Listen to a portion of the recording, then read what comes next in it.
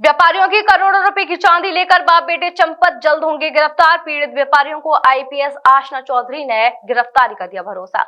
मथुरा वृंदावन के व्यापारी गलियारों में इन दिनों सिर्फ एक ही नाम की चर्चा है। वो नाम है दिनेश अग्रवाल, जो करीब 1 दर्जन व्यापारियों के भरोसे का कत्ल कर 12 से 15 करोड़ रुपए की चांदी लेकर चंपत हो गया है। महाविद्या कॉलोनी के नरेश अग्रवाल की व्यथा सुनिए। दिनेश से उनके 25 साल पुराने पारिवारिक रिश्ते थे, लेकिन उसी दिनेश ने उन्हीं की 14 किलो चांदी पर हाथ साफ कर दिया। वहीं महेश गर्ग से प्लॉट और व्यापार के नाम पर 2.25 करोड़ रुपए ठग लिए हैं। व्यापारी महेश गर्ग, राकेश गोयल, सुनील गोयल, नरेश अग्रवाल का आरोप है कि दिनेश अग्रवाल और उनका बेटा मुकुंद अग्रवाल लगभग 1 दर्जन से अधिक व्यापारियों की करोड़ों रुपए की चांदी और नकदी को डकार चुके हैं। रिपोर्ट दर्ज होने के बावजूद आरोपियों की गिरफ्तारी नहीं हो रही है, जिसके चलते आईपीएस सीओसीटी आशना चौधरी से व्यापारियों ने मंगलवार को मुलाकात की। पुलिस की माने तो 20 जनवरी को ही मुकदमा दर्ज कर लिया गया था। सर्विलांस की मदद से अब आरोपियों की लोकेशन राजस्थान के उदयपुर से मिली है। सर्विलांस के जरिए लोकेशन ट्रेस की जा रही है, जो उदयपुर के आसपास मिली है। जल्द ही पुलिस टीम भेजकर आरोपियों को गिरफ्तार किया जाएगा। फिलहाल आरोपी परिवार समेत गायब है। पीड़ित व्यापारी पुलिस की धीमी कार्रवाई से नाराज है, लेकिन पुलिस का दावा है कि ठगी की इस सफेदपोश गैंग के सदस्य जल्द ही सलाखों के पीछे होंगे। दिनेश गोयल मेरे से 25 साल पुराने उससे व्यापारिक रिश्ते रहे हैं। मेरे से माल लेके आता था। इस तरह से मेरी 13-14 किलो करीब चांदी है, 36.5 लाख रुपए की बैठती है।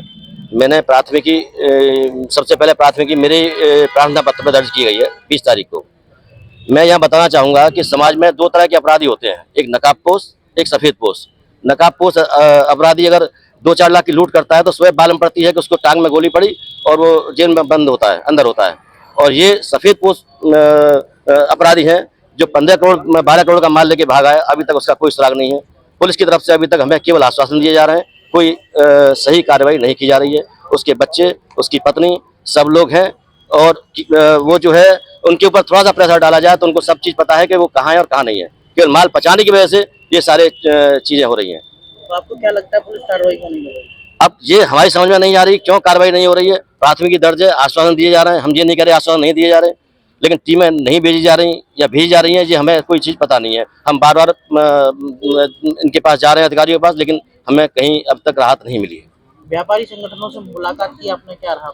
सब लोग हमारे साथ हैं, लेकिन हम लोग कह ही सकते हैं, फरियाद कर सकते हैं। हम लोग तो फरियादी हैं, बाकी तो काम पुलिस प्रशासन का है। कितने व्यापारियों का माल लेंगे और कितना भाई अभी तो सामने तो लगभग 15 से 20 आ रहे हैं, पर और 2-4-6 लोग हो सकते हैं जो सामने नहीं आ रहे हैं।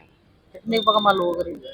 हमें 15 करोड़ रुपए का अनुमान है, लगभग 12 से 15। ऐसा था कि ये जो दिनेश अग्रवाल वृंदावन वाला है, इससे मेरे 3-4 साल से पुराने संबंध थे। इसको व्यापार के हेतु रुपए की जरूरत थी। इसने मुझसे रुपए लिए थे। धीरे धीरे करके रुपए बढ़ते गए। इसने मुझको एक जमीन दिखाई थी वृंदावन में, बागर में, कि बोले मैं ये जमीन आपके नाम कर दूंगा।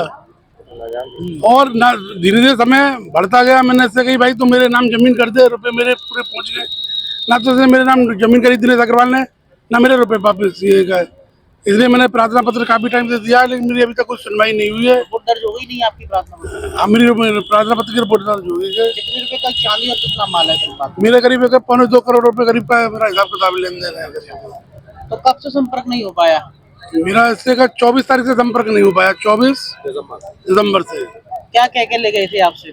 ये लेता रहता था मुझसे कि मुझे जरूरत है, व्यापारी मध्य मुझे रुपए की जरूरत है, मैं आपको लौटा दूंगा। फिर इसने मुझे एक प्लॉट की रजिस्ट्री दिखाई, प्लॉट दिखाया वृंदावन में कि मैं ये वाला जो प्लॉट है मैं आपके नाम कर दूंगा, अब मुझे रुपए दो। मेरे इसके गुड फेस पे आके पुराना मेरा इससे संपर्क था, व्यवहार था, मैंने इसको रुपए दे दिए।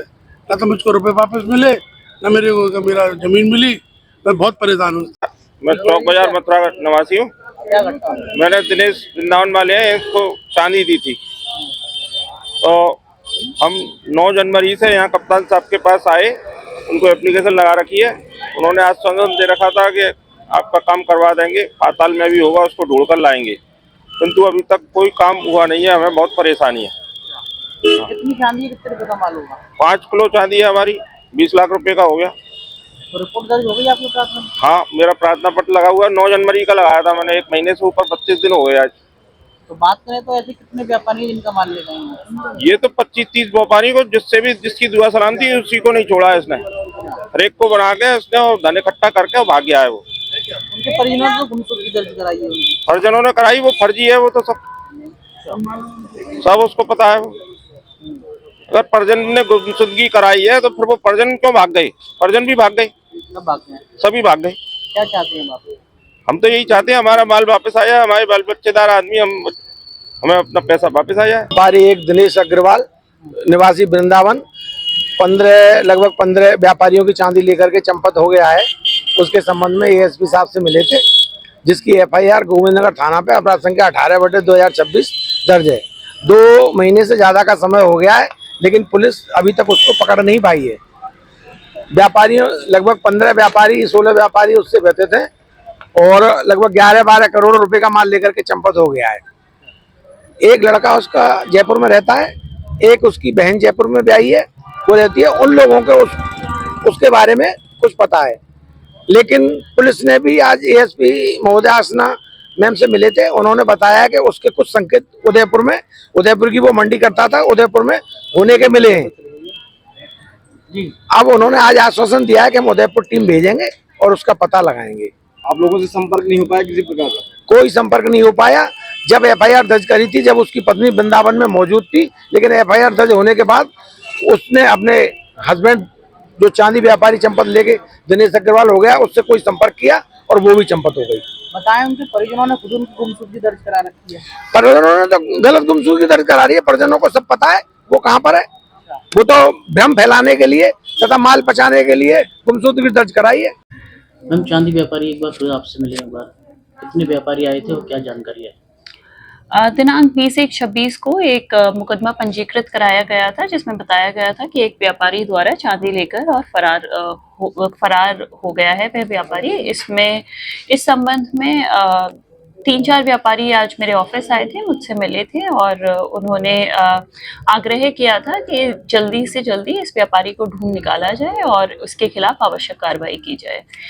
इसी क्रम में विवेचक को मेरे द्वारा निर्देश दिए गए थे कि सर्विलांस का प्रयोग करते हुए और उपयोग में लाते हुए इसमें अग्रिम कार्रवाई की जाए। मथुरा का पहला एस्थेटिक सेंटर, जहां आप लोगों को मिलेगा proper hair transplant treatment, cosmetic surgery, फेनर, botox, laser, tattoo removal, maxillofacial surgery, plastic surgery, dental implant surgery, वो भी स्पेशल डॉक्टर्स की टीम द्वारा, जिनमें शामिल हैं पीरियोप्लास्टिक एवं aesthetic surgeon doctor Ashish, plastic surgeon doctor Amit, maxillofacial surgeon doctor Priyanka, dental surgeon doctor Vinayak एवं doctor Pooja, dermatologist doctor Neethesh Prajapati, oral surgeon doctor Gaurav Tiwari, MN Dentomax, restore your natural beauty, near Pradeep medical, Maholi road, Mathura.